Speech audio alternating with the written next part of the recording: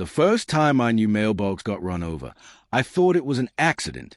The second time, I knew it wasn't. By the third time, I realized I was being targeted.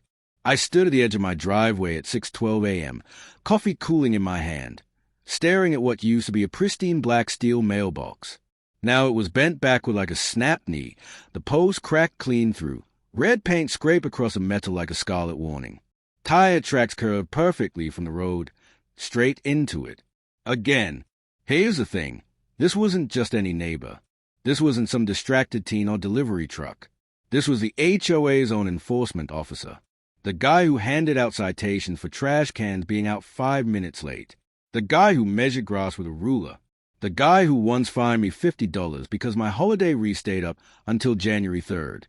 And now, somehow, every time I installed a new mailbox, he found it and crushed it. The HOA said it was coincidental.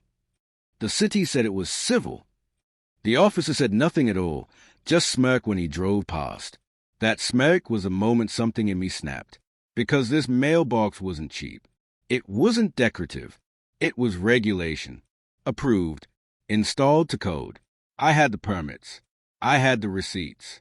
I had photos. And I had enough. So instead of filing another complaint, instead of buying another flimsy post, instead of letting the HOA cop think he was untouchable, I decided to do something different. I decided to set a trap. One that wouldn't break the law. One that wouldn't hurt anyone. But one that would make sure the next time he aimed his bumper at my mailbox, he'd regret it for the rest of his career. I moved into the neighborhood 6 months earlier, and on paper, it was perfect. Tree-lined streets, quiet mornings, friendly listing photos that screamed peaceful suburban dream. What the photos didn't show was the HOA. They were relentless. Color of curtains, angle of trash bins, approved plant species. One wrong move and a citation appeared on your door like a parking ticket from hell. But the real power wasn't the board. It was him. Everyone called him Officer Dale, though he wasn't a real cop. No badge, no jurisdiction. Just a retired mall security guard with a uniform, a clipboard, and a patrol truck bearing the HOA logo like a fake police department. And he loved that truck. The mailbox issue started after I replaced the old wooden post with a modern steel one. The original had been rotting, leaning like it had given up on life. I followed the HOA handbook to the letter, height, distance from curb, reflective numbers, everything. 3 days later, it was gone. Flattened. At first, I blamed the delivery truck. Filed a report. Reinstalled it. 2 nights later, same thing. That's when I noticed the pattern. The tire width matched the HOA patrol vehicle. The angle of impact was consistent. And the timing? Always between 1 o'clock and 3 a.m., Officer Dale's overnight security sweep. When I brought it up at the HOA meeting, the room went quiet. The board president adjusted her glasses and said, "There's no proof of intent." Officer Dale leaned against the back wall, arms crossed, smiling like he'd already won. "Mailboxes near the road are vulnerable," he said. "You should consider relocating." Relocating. My mailbox was already 6 inches farther back than required. That was when I knew this wasn't about safety. This was about control. So I stopped replacing the mailbox immediately. Instead, I started watching. I installed a doorbell camera, then a driveway cam, then one discreet camera hidden in the bushes across the street, pointed straight at the curb. For 3 nights, nothing happened. On the 4th night, at exactly 2:17 a.m., headlights appeared. The HOA truck slowed. The wheels turned. And the mailbox met its end for the 4th time. This time, I had it all on video. Clear as day. Officer Dale behind the wheel. No swerving. No braking. No hesitation. Intent. I sent the footage to the HOA. They replied with a single sentence. "We will look into this." That was when I stopped playing defense. I began designing Mailbox version 5. Not to survive, but to teach a lesson. And as I stood there that morning, staring at the wreckage, I smiled for the first time since this began. Because next time, it wouldn't be the mailbox that broke. The funny thing about revenge is that everyone assumes it has to be loud, explosive, illegal, emotional. But the best kind, The kind that actually works, is quiet, patient, and boring on the surface. The kind that looks like compliance. That's what I did. I complied. The morning after mailbox number 4 died, I emailed the HOA board and thanked them for looking into the matter. I even added a smiley face. I told them I'd temporarily remove the mailbox to prevent further incidents. Officer Dale drove past that afternoon and slowed down when he saw the empty patch of dirt where the post used to be. He didn't even bother hiding his grin. He gave a little nod, like a king acknowledging a peasant who'd finally learned their place. Perfect. That weekend, I started planning. Not emotionally, not angrily. Precisely. First, I reread the HOA handbook, then the city ordinance, then the USPS regulations. I printed everything, highlighted sections, made notes. If I was going to do this, I was going to do it clean, because the trap wasn't for Dale. It was for everyone else. The mailbox itself was the easy part. Steel was clearly not enough. Steel bends. Steel crumples. Steel loses to 2 tons of truck moving at 10 miles an hour. What doesn't? Concrete. But not the kind you pour and forget. The kind you engineer. I went to a contractor supply store, not a hardware store, not a place with weekend warriors and bored teenagers. A place where the cashier asks what you're building and nods slowly when you don't answer. I bought a sonotube, rebuy, a steel I-beam sleeve, quick-set concrete rated for structural footings, and a mailbox shell made of thin aluminum. Important detail, the mailbox itself needed to look weak. That was the whole point. Back home, I spent 2 days digging. The hole went down nearly 4 feet. I lined it carefully, placed a rebar cage, slid the I-beam sleeve dead center, and poured the concrete in stages so it cured perfectly. When it was done, the base wasn't a post.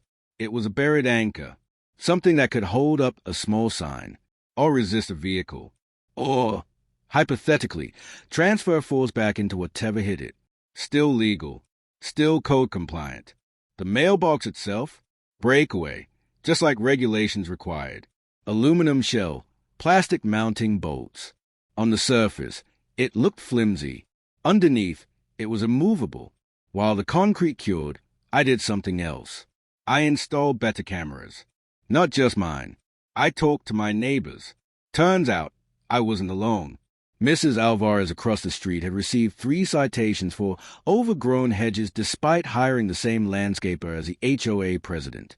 Mark 2 houses down had his basketball hoop removed for being unsightly even though it was approved. One guy whispered that Dale once keyed his car and blamed vandals. Everyone had a story. No one had proof. I showed them mine. The video changed everything. Suddenly, cameras appeared like mushrooms after rain. Doorbells, driveway cams, dash cams pointed outward. One guy even mounted a wildlife camera in a tree facing the street. I didn't ask them to do anything illegal. I just asked them to let their cameras keep running. By Wednesday, the concrete was cured. By Thursday, the mailbox was installed. Mailbox number 5 stood there innocently, black aluminum, reflective numbers, regulation height. It even wobbled slightly if you pushed it. I submitted photos to the HOA. Installed per guidelines. I wrote, no response. That night, I barely slept. Not because I was nervous, because I was excited. At 1:48 a.m., headlights appeared on my camera feed. Same truck, same route. Officer Dale slowed down, just like always.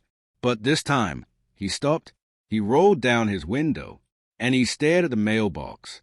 I held my breath. Maybe he'd learned. Maybe the cameras had scared him. Maybe this would all end quietly and disappointingly. Then the truck rolled forward. The wheels turned, and he floored it.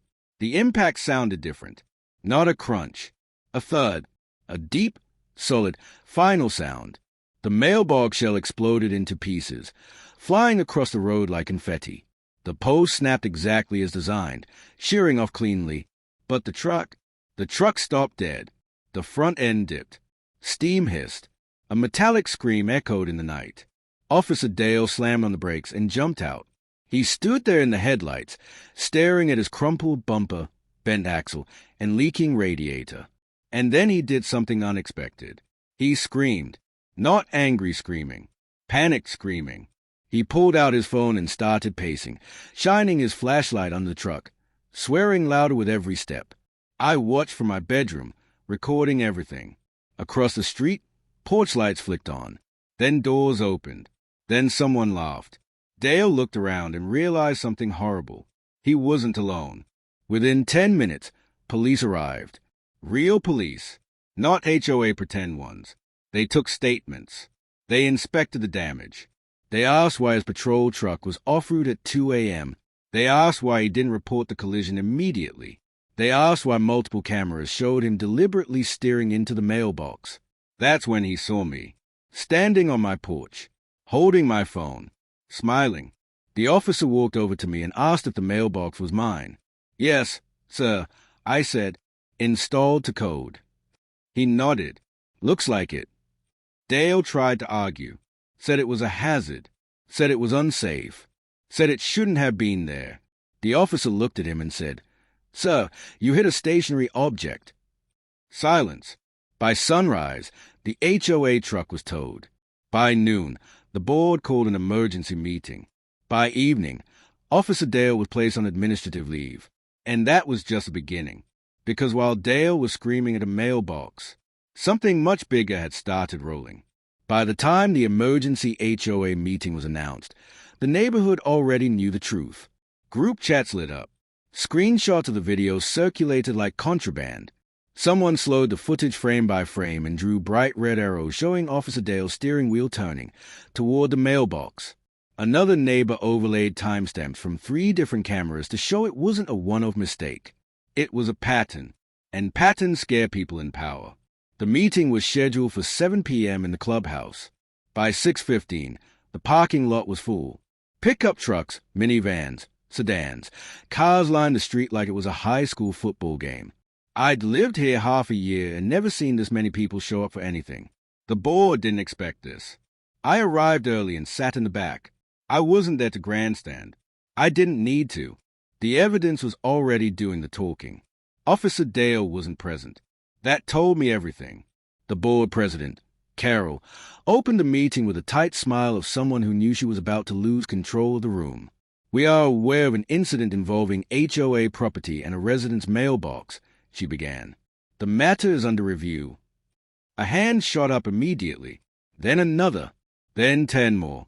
Carol ignored them and continued. We asked that everyone remain calm and respectful. Why was he driving off route at 2 in the morning? That came from Mark, the basketball hoop guy. Carol blinked. Excuse me. Why does your enforcement officer's GPS show him circling the same 3 houses every night? Someone else asked. Carol's mouth opened, then closed. Another voice chimed in. Why were my hedges sighted 3 times in 1 week, but hairs haven't been touched in 2 years? That was Mrs. Alvarez, pointing directly at Carol. The meeting exploded. People stood up. Phones came out. Videos were played. On loudspeaker, on projector screens, on tablets passed down rows like evidence of the trial. Every citation, every complaint, every unexplained accident. All of it led back to Dale. Carol tried to regain control. She banged the gavel so hard it cracked. Order! Order! She shouted. No one listened. Then someone said the magic word. Liability. The room went quiet. A man in the front row stood up. I didn't know him well. Quiet guy, older, always walked his dog at night. I'm an insurance adjuster, he said calmly. And if this footage goes public, your HOA policy won't cover any of this. Carol's face drained of color. He continued, intentional acts by an agent of the HOA? That's exclusion territory. You're talking personal lawsuits. Board-level exposure. Silence. You could practically hear the math being done in their heads. That's when Carol did something incredible. She tried to blame me. This resident installed a mailbox that caused excessive damage, she said, gesturing vaguely in my direction. There are safety concerns. I stood up.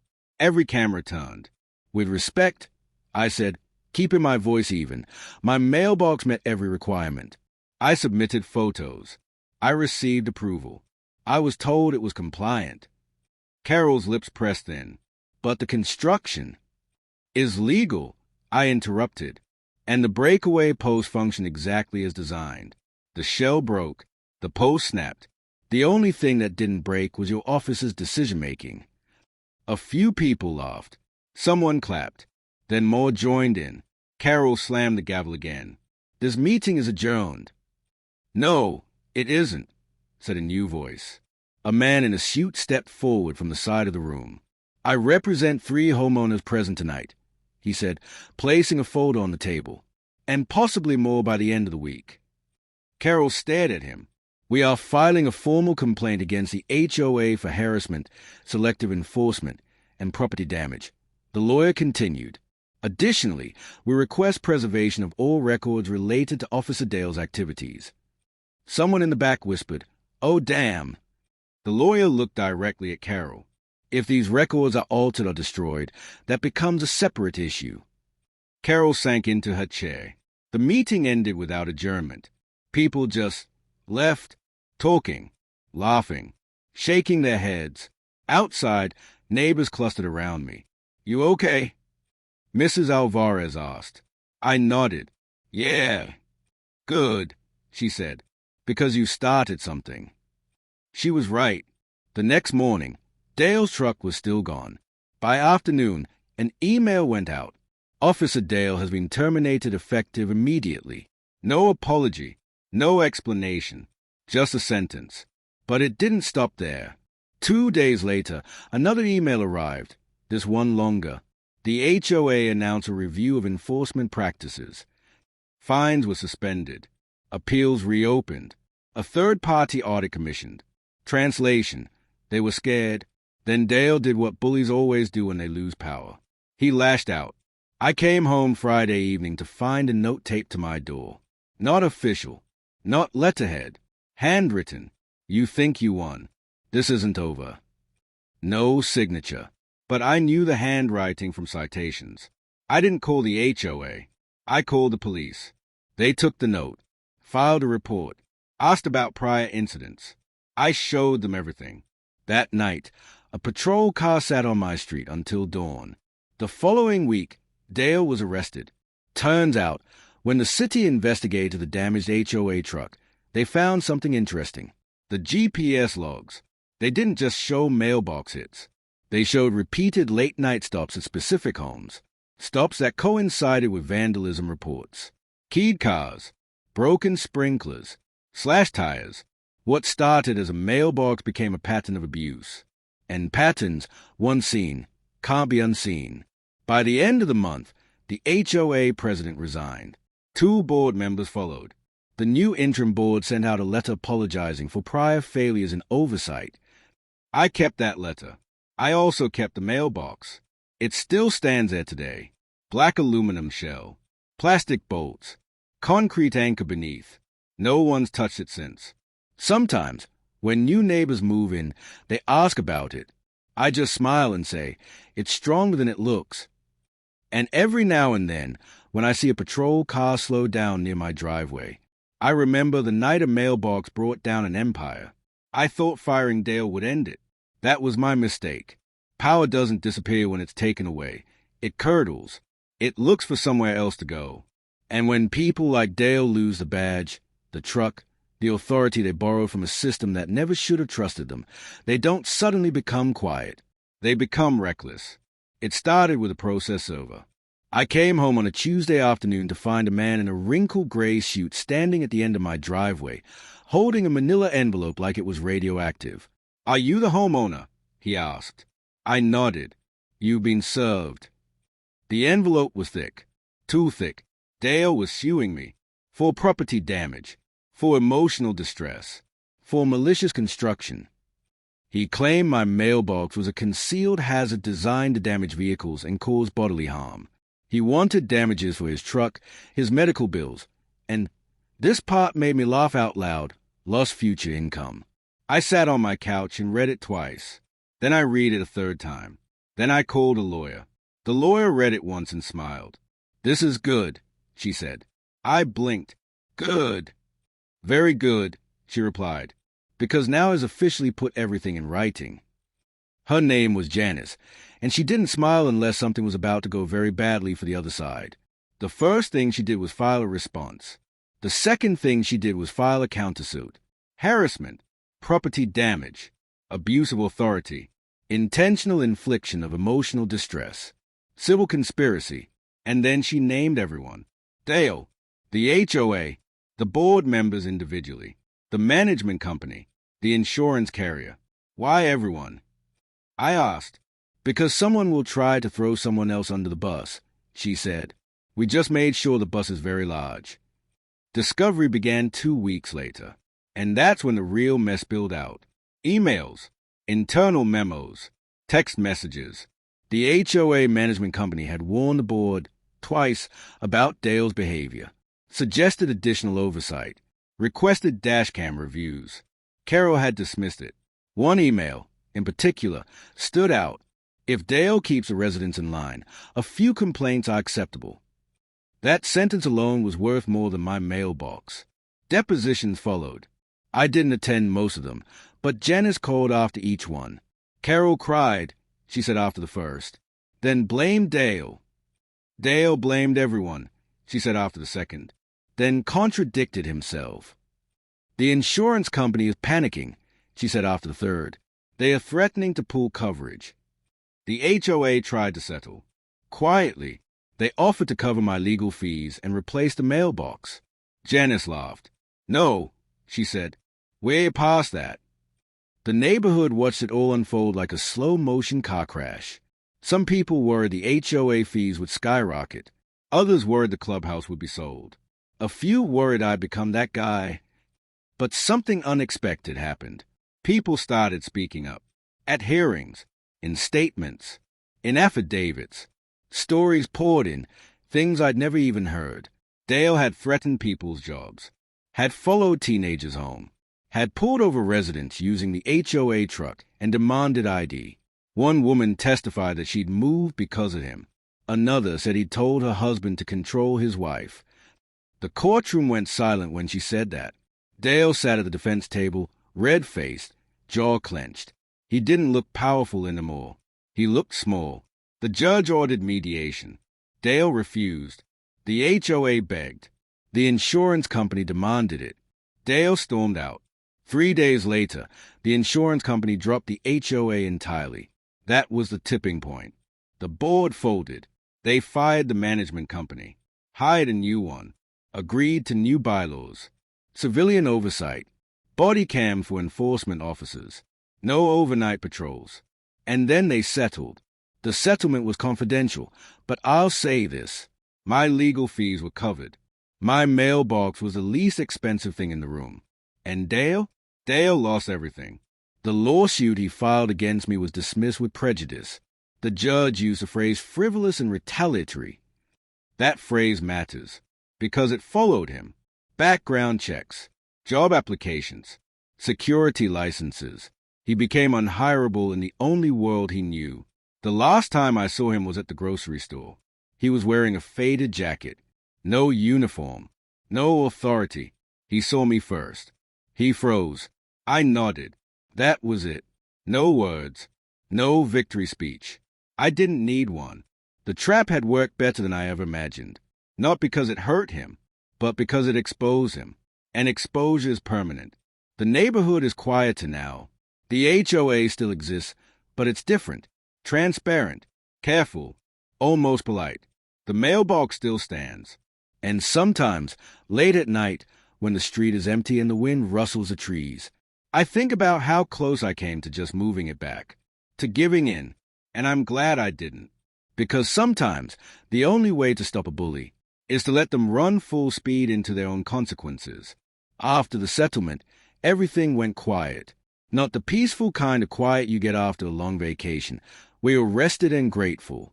This was a strange, cautious quiet of a neighborhood that had just survived something it didn't fully understand yet. Like a town after a flood, where the water's gone but everyone's still checking the walls for cracks. The HOA stopped sending emails. For weeks. No reminders. No warnings. No passive-aggressive friendly notices. People joked that maybe the system was broken. Others worried they were just waiting for the right moment to strike again. But it didn't happen. Trash cans stayed out a little longer. Lawns grew a little wilder. Nobody seemed to mind. And for the first time since I moved in, I felt like I actually lived here. The mailbox became normal.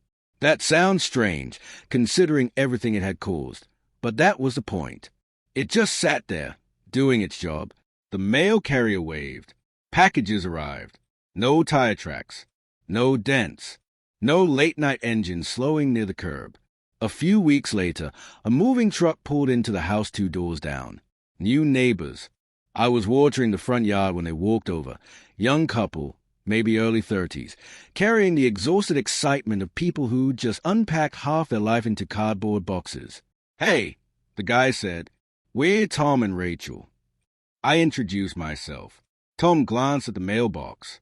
"This is going to sound weird," he said, lowering his voice, "but the realtor told us something happened with a mailbox." Rachel elbowed him. "Tom." I laughed. "Yeah," I said, "something like that." They wanted the story. Everyone did. So I told a shorter version. Less drama. More facts. No names. By the end, Rachel was shaking her head. "Oh, that over mailbox." "No," I said, "over control." They nodded like they understood. Because everyone does, eventually. Life went on. Summer rolled in. Kids played in the street again. Someone organized a block barbecue, first one in years. The HOA didn't interfere. They even paid for part of it. Carol was gone. So was the old management company. The new board president was a retired teacher who actually listened. Meetings became boring. That's when you know things are healthy.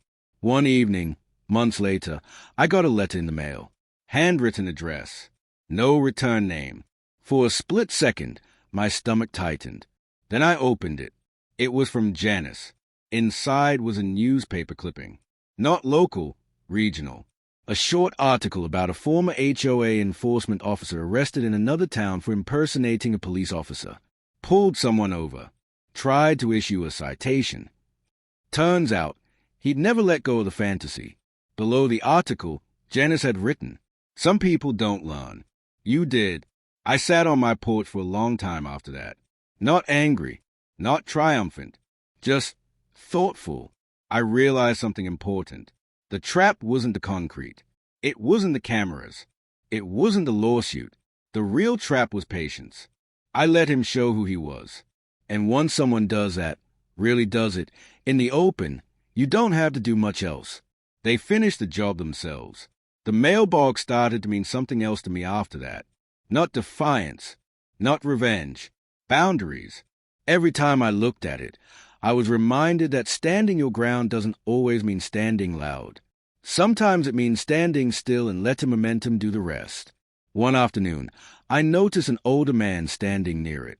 He wore a city maintenance uniform and held a clipboard. "Everything okay?"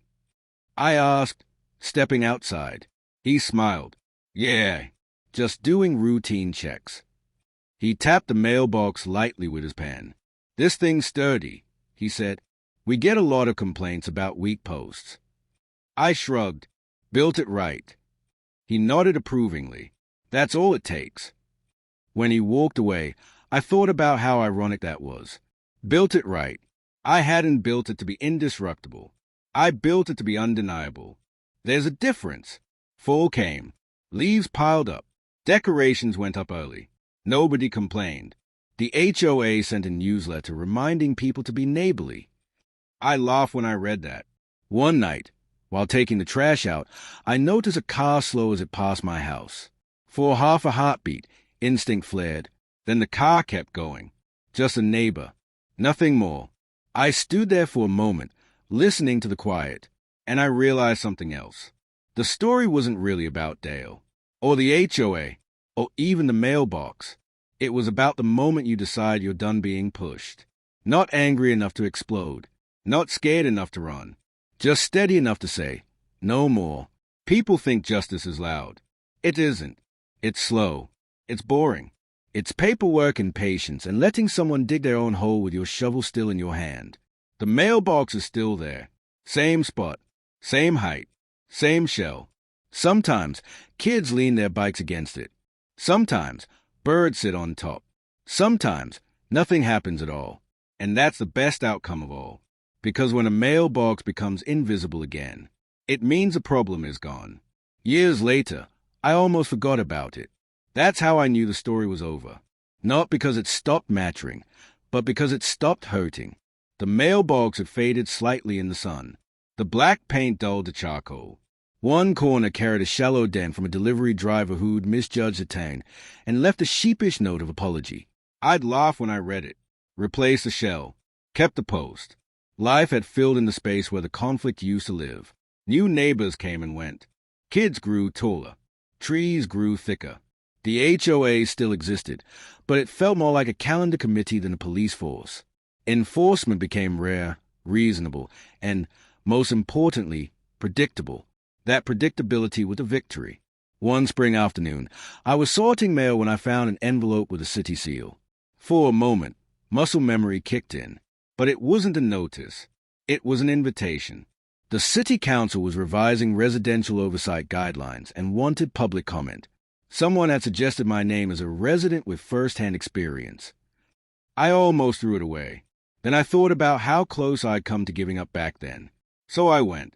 The meeting room smelled like coffee and old carpet. I sat in the back again, old habit.